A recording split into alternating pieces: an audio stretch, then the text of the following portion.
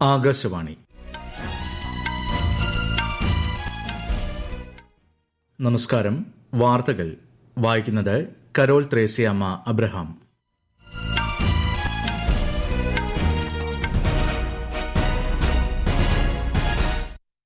പ്രധാന വാർത്തകൾ. ഭീകരവാദ വിരുദ്ധ പ്രവർത്തനങ്ങൾക്ക് പിന്തുണ ലക്ഷ്യമിട്ടുള്ള ഇന്ത്യൻ സർവകക്ഷി സംഘത്തിന്റെ വിദേശ സന്ദർശനം പുരോഗമിക്കുന്നു. ലോകരാജ്യങ്ങളിൽ നിന്നും മികച്ച പ്രതികരണമെന്ന് കോൺഗ്രസ് എംപി ശശി തരൂർ. രാജ്യത്തിന്റെ തന്ത്രപ്രധാന മേഖലകളിൽ പുതുതലമുറ പ്രതിരോധ സാങ്കേതികവിദ്യകളുടെ പരീക്ഷണം നടത്തി കരസേന.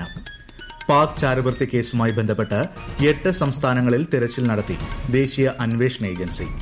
മധ്യവേനൽ അവധിക്ക് ശേഷം കേരളത്തിലെ സ്കൂളുകൾ നാളെ തുറക്കും. ആഗോളതലത്തിൽ പാലിന്റെ പ്രാധാന്യം ഉയർത്തിക്കാട്ടി ഇന്ന് ലോക ക്ഷീരദിനം. IPL ക്രിക്കറ്റിൽ 2ാം ക്വാളിഫയറിൽ ഇന്ന് മുംബൈ ഇന്ത്യൻസ് പഞ്ചാബ് കിങ്സിനെ നേരിടും. വാർത്തകൾ വിശദമായി. ഭീകരവാദത്തിനെതിരായ ഇന്ത്യയുടെ നിലപാടിന് അനുസൃതമായി പാർലമെന്റ് അംഗങ്ങളടങ്ങുന്ന 7 സർവകക്ഷി സംഘം ആശയവിനിമയ പരിപാടികളുമായി വിവിധ രാജ്യങ്ങളിൽ സന്ദർശനം തുടരുന്നു. BJP MP രവിശങ്കർ പ്രസാദിന്റെ നേതൃത്വത്തിലുള്ള സർവകക്ഷി സംഘം ലണ്ടനിലെത്തി. NCP MP സുപ്രിയ സുലെയുടെ നേതൃത്വത്തിലുള്ള സംഘം അഡിസ് അബാബയിൽ ആഫ്രിക്കൻ യൂണിയന്റെ സമാധാന സുരക്ഷാ കൌൺസിലുമായി ചർച്ച നടത്തി. ശിവസേന MP ഡോക്ടർ ശ്രീകാന്ത് ഏകനാഥ് ഷിൻഡെ നേതൃത്വം നൽകുന്ന സംഘം സിയറ ലിയോൺ സന്ദർശനം പൂർത്തിയാക്കി ലൈബീരിയയിലാണ്. DMK MP കനിമൊഴിയുടെ നേതൃത്വത്തിലുള്ള സംഘം മാഡ്രിഡിലെത്തി. BJP MP ബൈജയൻ ജയ് പാണ്ഡെ നയിക്കുന്ന സംഘം അൾജീരിയയിലും JDU MP സഞ്ജയ് കുമാർ ഝായുടെ സംഘം ക്വാലലംപൂരിലും സന്ദർശനം തുടരുന്നു. കോൺഗ്രസ് MP ശശി തരൂരിന്റെ നേതൃത്വത്തിലുള്ള സംഘം ബ്രസീലിലെത്തി. ലോകരാജ്യങ്ങളിലേക്കുള്ള സർവകക്ഷി സംഘത്തിന്റെ സന്ദർശനത്തിന് മികച്ച പ്രതികരണമാണ് ലഭിക്കുന്നതെന്ന് അദ്ദേഹം മാധ്യമങ്ങളോട് പറഞ്ഞു. On the whole, we've had some very good results. My team has been fully participating in everything. We are all equal participants in this venture. And here in Brazil, we're looking forward to having some very solid, constructive discussions. Brazil is a major power in the region. It's a BRICS partner of ours. We've elevated our relationship to a strategic partnership going back to 2006. So it's a country that really matters to us. We then have meetings in Brazil all day, and then we proceed to Washington, which will be the final leg of our journey. രാജ്യത്തിന്റെ വിവിധ തന്ത്രപ്രധാന മേഖലകളിൽ പുതുതലമുറ പ്രതിരോധ സാങ്കേതിക വിദ്യകളുടെ പരീക്ഷണം കരസേന നടത്തിവരുന്നതായി കേന്ദ്ര സർക്കാർ. പൊഖ്രാൻ, ജോഷിമൺ ഉൾപ്പെടെയുള്ള മേഖലകളിലാണ് പരീക്ഷണങ്ങൾ നടക്കുന്നത്.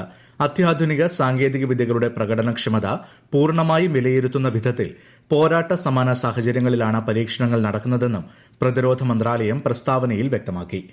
ആഗ്ര, ഗോപാൽപൂർ എന്നിവിടങ്ങളിൽ വ്യോമ പ്രതിരോധ സംവിധാനങ്ങളുടെ അവലോകനങ്ങളും നടക്കും. സായുധ സേനകളുടെ ആധുനികീകരണം ലക്ഷ്യമിട്ട് ആയുധ വാങ്ങലുമായി ബന്ധപ്പെട്ട കാലതാമസം കുറയ്ക്കുന്നതിന് നടപടികൾ സ്വീകരിച്ചു വരുന്നതായി പ്രതിരോധ മന്ത്രാലയം. ആയുധ വാങ്ങലുമായി ബന്ധപ്പെട്ട 2020 ചട്ടങ്ങൾ ഇതിനായി പരിഷ്കരിച്ചു വരികയാണെന്നും ഏകദേശം 69 ആഴ്ചകളുടെ കുറവ് ഇതിലൂടെ ഉണ്ടാകുമെന്നും മന്ത്രാലയ സെക്രട്ടറി രാജേഷ് കുമാർ സിംഗ് അറിയിച്ചു.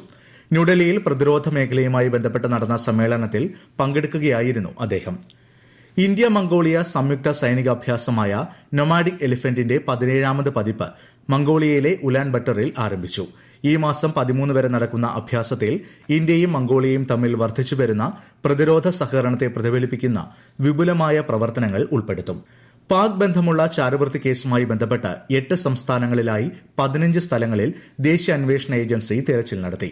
ഡൽഹി, മുംബൈ, ഹരിയാന, ഉത്തർപ്രദേശ്, രാജസ്ഥാൻ, ഛത്തീസ്ഗഡ്, അസം, പശ്ചിമബംഗാൾ എന്നിവിടങ്ങളിലെ പാകിസ്ഥാൻ ഇന്റലിജൻസ് ഓപ്പറേറ്റീവ്സുമായി ബന്ധമുള്ള പ്രതികളുടെ സ്ഥലങ്ങളിൽ റെയ്ഡ് നടത്തിയതായി NIA പ്രസ്താവനയിൽ പറഞ്ഞു. നിരവധി ഇലക്ട്രോണിക് ഉപകരണങ്ങളും സാമ്പത്തിക രേഖകളും പിടിച്ചെടുത്തു. ഇന്ത്യയിൽ ചാരവൃത്തി നടത്തുന്നതിനുള്ള സാമ്പത്തിക സഹായം നൽകുകയും 2023 മുതൽ രഹസ്യവിവരങ്ങൾ പങ്കുവയ്ക്കുകയും ചെയ്തതായി കണ്ടെത്തിയിട്ടുണ്ട്. അന്വേഷണം പുരോഗമിക്കുകയാണ്. നാഗാലാൻഡിൽ നാഷണലിസ്റ്റ് കോൺഗ്രസ് പാർട്ടിയുടെ 7 നിയമസഭാംഗങ്ങളും ഭരണകക്ഷിയായ നാഷണലിസ്റ്റ് ഡെമോക്രാറ്റിക് പ്രോഗ്രസീവ് പാർട്ടിയിൽ ചേർന്നു. ഇതോടെ 60 അംഗ സംസ്ഥാന നിയമസഭയിൽ NDPPയുടെ അംഗങ്ങൾ 32 ആയി. NCP അംഗങ്ങൾ സമർപ്പിച്ച ലയനാപേക്ഷ നിയമസഭാ സ്പീക്കർ ഔദ്യോഗികമായി അംഗീകരിച്ചതായി പാർലമെന്ററി കാര്യമന്ത്രിയും മുതിർന്ന NDPP നേതാവുമായ KG കേന്യ മാധ്യമങ്ങളെ അറിയിച്ചു. ഈ വാർത്തകൾ ആകാശവാണിയിൽ നിന്ന്. ആകാശവാണി വാർത്തകളും വാർത്താ അധിഷ്ഠിത പരിപാടികളും all India radio news Thiruvananthapuram YouTube ചാനലിലും at all India radio news Thiruvananthapuram Facebook പേജിലും AIR ന്യൂസ് _തിരുവനന്തപുരം ഇൻസ്റ്റഗ്രാം അക്കൌണ്ടിലും at AIR news _TVM X ഹാൻഡിലും ലഭ്യമാണ്. മധ്യവേനൽ അവധിക്ക് ശേഷം കേരളത്തിലെ സ്കൂളുകൾ നാളെ തുറക്കും. Alappuzha Kalavoor government higher secondary സ്കൂളിലാണ് സംസ്ഥാനതല സ്കൂൾ പ്രവേശനോത്സവം നടക്കുന്നത്. രാവിലെ മുഖ്യമന്ത്രി പിണറായി വിജയൻ പ്രവേശനോത്സവം ഉദ്ഘാടനം ചെയ്യും. നിലമ്പൂർ ഉപതെരഞ്ഞെടുപ്പിൽ പ്രചാരണം പുരോഗമിക്കുന്നു. LDF പ്രചാരണത്തിന് തുടക്കമിട്ടുകൊണ്ടുള്ള മണ്ഡലം കൺവെൻഷൻ ഇന്ന് ഉച്ചയ്ക്ക് ശേഷം മുഖ്യമന്ത്രി പിണറായി വിജയൻ ഉദ്ഘാടനം ചെയ്യും. സംസ്ഥാന നേതാക്കൾ, മന്ത്രിമാർ തുടങ്ങിയവർ പങ്കെടുക്കും. LDF സ്ഥാനാർത്ഥി M സ്വരാജ് നാളെ നാമനിർദ്ദേശ പത്രിക സമർപ്പിക്കും. UDF സ്ഥാനാർത്ഥി ആര്യാടൻ ഷൌക്കത്ത് ഇന്നലെ നാമനിർദ്ദേശ പത്രിക സമർപ്പിച്ചിരുന്നു. BJP സ്ഥാനാർത്ഥിയായി മോഹൻ ജോർജിനെ പ്രഖ്യാപിച്ചു. കേരളത്തിൽ അടുത്ത 4 ദിവസം വടക്കൻ ജില്ലകളിൽ ശക്തമായ മഴയ്ക്കും തെക്കൻ ജില്ലകളിൽ വ്യാപക മഴയ്ക്കും സാധ്യതയെന്ന് കേന്ദ്ര കാലാവസ്ഥാ വകുപ്പ്. ആലപ്പുഴ, എറണാകുളം, കണ്ണൂർ, കാസർഗോഡ് ജില്ലകളിൽ ഇന്നും നാളെയും മഞ്ഞ ജാഗ്രത പ്രഖ്യാപിച്ചിട്ടുണ്ട്. കേരള, കർണാടക, ലക്ഷദ്വീപ് തീരങ്ങളിൽ മത്സ്യബന്ധനത്തിന് വിലക്ക് ഏർപ്പെടുത്തിയിട്ടുണ്ട്. ഇന്ന് ലോക ക്ഷീരദിനം.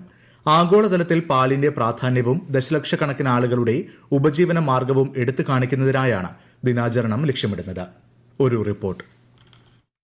പ്രതിവർഷം 239 ദശലക്ഷം ടൺ പാൽ ഉൽപാദനം നടത്തുന്ന ഇന്ത്യ ഇപ്പോൾ ആഗോള പാലുൽപാദനത്തിന്റെ 4/1 സംഭാവന ചെയ്യുന്നു. ഇന്ത്യയിലെ പാൽ ഉൽപാദനത്തിൽ മുൻപന്തിയിൽ നിൽക്കുന്ന സംസ്ഥാനം ഗുജറാത്താണ്. രാജ്യത്തിന്റെ മൊത്തം ഉൽപാദനത്തിന്റെ 7.5% സംഭാവന ചെയ്യുന്ന ഗുജറാത്ത് പ്രതിവർഷം 18 ദശലക്ഷം ടണ്ണിലധികം പാൽ ഉൽപാദിപ്പിക്കുന്നു. ദേശീയ പാലുൽപാദനം പ്രതിവർഷം 5.7% വളർച്ച കൈവരിച്ചിട്ടുണ്ട്. നൂതന പ്രജനന സാങ്കേതിക വിദ്യകൾ കന്നുകാലികളുടെ ഇനങ്ങൾ മെച്ചപ്പെടുത്തുന്നതിനും പാൽ വിളവ് വർദ്ധിപ്പിക്കുന്നതിനും കർഷകരെ ശാക്തീകരിക്കുന്നു. അമൂൽ പോലുള്ള സഹകരണ ഭീമന്മാരുടെ പിന്തുണയും കന്നുകാലി കർഷകരുടെ പ്രതിബദ്ധതയും ഗുജറാത്തിലെ ക്ഷീരമേഖലയ്ക്ക് കരുത്തേകുന്നു. News desk, Akashvani. കൃഷി കർഷക ക്ഷേമ മന്ത്രാലയത്തിന്റെ നേതൃത്വത്തിൽ വികസിത് കൃഷി സങ്കൽപ് അഭിയാനിന്റെ ഭാഗമായി ജമ്മുകാശ്മീരിലെ റംബാൻ ജില്ലയിൽ ഇന്നലെ കർഷക ബോധവത്കരണ പരിപാടികൾ സംഘടിപ്പിച്ചു. കേരളത്തിൽ പത്തനംതിട്ട ജില്ലയിൽ ക്യാമ്പയിൻ പുരോഗമിക്കുന്നു. കാർഷിക ഉപകരണങ്ങൾ, സാങ്കേതിക വിദ്യകൾ, ക്ഷേമ പദ്ധതികൾ എന്നിവയിലൂടെ കാർഷിക മേഖലയുടെ ആധുനികവത്കരണത്തിലേക്കുള്ള ഒരു സുപ്രധാന ചുവടുവയ്പായാണ് ക്യാമ്പയിൻ അടയാളപ്പെടുത്തുന്നത്. Fit India Sundays on cycle സംരംഭത്തിന്റെ 25ാമത് പതിപ്പ് ഇന്ന് രാജ്യമെമ്പാടും പ്രത്യേക തിരങ്ക റാലിയായി ആഘോഷിച്ചു. കേന്ദ്രമന്ത്രി മൻസുഖ് മാണ്ഡവ്യ ഡൽഹിയിൽ പരിപാടിക്ക് നേതൃത്വം നൽകി. രാജ്യത്തെ 2000-ലധികം സ്ഥലങ്ങളിൽ സംഘടിപ്പിക്കുന്ന പരിപാടിയിൽ കായിക വിനോദ മേഖലയിലെ പ്രമുഖർ ഉൾപ്പെടെ പങ്കെടുത്തു. IPL ക്രിക്കറ്റിൽ 2ാം ക്വാളിഫയറിൽ ഇന്ന് മുംബൈ ഇന്ത്യൻസ് പഞ്ചാബ് കിങ്സിനെ നേരിടും. അഹമ്മദാബാദിലെ നരേന്ദ്രമോദി സ്റ്റേഡിയത്തിൽ രാത്രി 7:30-നാണ് മത്സരം. ഈ മത്സരത്തിലെ വിജയികൾ ചൊവ്വാഴ്ച നടക്കുന്ന ഫൈനലിൽ റോയൽ ചലഞ്ചേഴ്സ് ബംഗളൂരുവിനെ നേരിടും. യുവേഫ ചാമ്പ്യൻസ് ലീഗ് കിരീടം ഫ്രഞ്ച് ക്ലബ് പാരീസ് സെയിന്റ് ജെർമെയിന്. കലാശപ്പോരാട്ടത്തിൽ ഇറ്റാലിയൻ ക്ലബ് ഇന്റർ മിലാനെ എതിരില്ലാത്ത 5 ഗോളുകൾക്കാണ് PSG തോൽപ്പിച്ചത്. ജർമ്മനിയിലെ മ്യൂണിക്കിൽ ഇന്നലെ രാത്രിയായിരുന്നു മത്സരം. ക്ലബിന്റെ ആദ്യ ചാമ്പ്യൻസ് ലീഗ് കിരീടമാണ് ഇത്. ടെന്നീസിൽ നൊവാക് ജോക്കോവിച്ചും ലോക 1-ാം നമ്പർ താരം യാനിക് സിന്നറും ഫ്രഞ്ച് ഓപ്പണിന്റെ 4ാം റൌണ്ടിൽ പ്രവേശിച്ചു. 25ാം ഗ്രാൻഡ്സ്ലാം കിരീടമെന്ന റെക്കോർഡ് ലക്ഷ്യമിട്ട ജോക്കോവിച്ച് ഓസ്ട്രിയൻ താരത്തെ 6-3, 6-4, 6-2 എന്ന സ്കോറിനാണ് പരാജയപ്പെടുത്തിയത്. വനിതാ വിഭാഗത്തിൽ മാഡിസൺ കീസ് സോഫിയ കെന്നിനെ പരാജയപ്പെടുത്തി. കൊൽക്കത്തയിലെ ന്യൂ ടൌണിൽ കേന്ദ്ര ഫോറൻസിക് സയൻസ് ലബോറട്ടറിയുടെ പുതിയ കെട്ടിടം കേന്ദ്ര ആഭ്യന്തരമന്ത്രി അമിത്ഷാ ഇന്ന് ഉദ്ഘാടനം ചെയ്തു. കിഴക്കൻ വടക്കുകിഴക്കൻ മേഖലയിലെ സങ്കീർണമായ കേസുകളിൽ സമഗ്രമായ സമീപനത്തെ പിന്തുണയ്ക്കാൻ പുതിയ ലബോറട്ടറി സഹായിക്കുമെന്ന് ശ്രീ ഷാ പറഞ്ഞു. 2 ദിവസത്തെ സന്ദർശനത്തിനായി ആഭ്യന്തരമന്ത്രി ഇന്നലെയാണ് കൊൽക്കത്തയിൽ എത്തിയത്. രാജ്യത്ത് വാണിജ്യ LPG സിലിണ്ടറുകളുടെ വിലയിൽ 24 രൂപ കുറച്ച് എണ്ണ കമ്പനികൾ. 19 കിലോഗ്രാം സിലിണ്ടറുകളുടെ വിലയാണ് കുറച്ചത്. ഗാർഹിക LPG സിലിണ്ടറുകളുടെ നിരക്കുകളിൽ മാറ്റമില്ല. സിക്കിമിൽ മണ്ണിടിച്ചിൽ മൂലം പല സ്ഥലങ്ങളിലും റോഡ് ഗതാഗതം തടസ്സപ്പെട്ടു. മംഗൻ ജില്ലയിലെ ലാച്ചനിലും ലാച്ചുങ്ങിലും ഏകദേശം 1500 വിനോദസഞ്ചാരികൾ കുടുങ്ങിക്കിടക്കുന്നതായി ഔദ്യോഗിക വൃത്തങ്ങൾ അറിയിച്ചു. യുദ്ധകാല അടിസ്ഥാനത്തിൽ രക്ഷാ പുനരുദ്ധാരണ പ്രവർത്തനങ്ങൾ നടത്തിവരികയാണ്. ബംഗ്ലാദേശിൽ നടന്ന ജനകീയ പ്രക്ഷോഭത്തിനിടെ മനുഷ്യത്വരഹിതമായ കുറ്റകൃത്യങ്ങൾ ആരോപിച്ച് പുറത്താക്കപ്പെട്ട പ്രധാനമന്ത്രി ഷെയ്ഖ് ഹസീനയ്ക്കെതിരെ പ്രോസിക്യൂഷൻ ഇന്ന് അന്താരാഷ്ട്ര കുറ്റകൃത്യ ട്രൈബ്യൂണലിൽ കുറ്റപത്രം സമർപ്പിക്കും. പ്രധാന വാർത്തകൾ വീണ്ടും. ഭീകരവാദ വിരുദ്ധ പ്രവർത്തനങ്ങൾക്ക് പിന്തുണ ലക്ഷ്യമിട്ടുള്ള ഇന്ത്യൻ സർവകക്ഷി സംഘത്തിന്റെ വിദേശ സന്ദർശനം പുരോഗമിക്കുന്നു. ലോകരാജ്യങ്ങളിൽ നിന്ന് മികച്ച പ്രതികരണമെന്ന് കോൺഗ്രസ് MP ശശി തരൂർ. രാജ്യത്തിന്റെ തന്ത്രപ്രധാന മേഖലകളിൽ പുതുതലമുറ പ്രതിരോധ സാങ്കേതിക വിദ്യകളുടെ പരീക്ഷണം നടത്തി കരസേന. പാക് ചാരവൃത്തി കേസുമായി ബന്ധപ്പെട്ട് 8 സംസ്ഥാനങ്ങളിൽ തെരച്ചിൽ നടത്തി ദേശീയ അന്വേഷണ ഏജൻസി. മധ്യവേനൽ അവധിക്ക് ശേഷം കേരളത്തിലെ സ്കൂളുകൾ നാളെ തുറക്കും. ആഗോളതലത്തിൽ പാലിന്റെ പ്രാധാന്യം ഉയർത്തിക്കാട്ടി ഇന്ന് ലോക ക്ഷീരദിനം. IPL ക്രിക്കറ്റിൽ രണ്ടാം ക്വാളിഫയറിൽ ഇന്ന് മുംബൈ ഇന്ത്യൻസ് പഞ്ചാബ് കിങ്സിനെ നേരിടും. വാർത്തകൾ കഴിഞ്ഞു. അടുത്ത വാർത്താ പ്രക്ഷേപണം വൈകിട്ട് 6:30.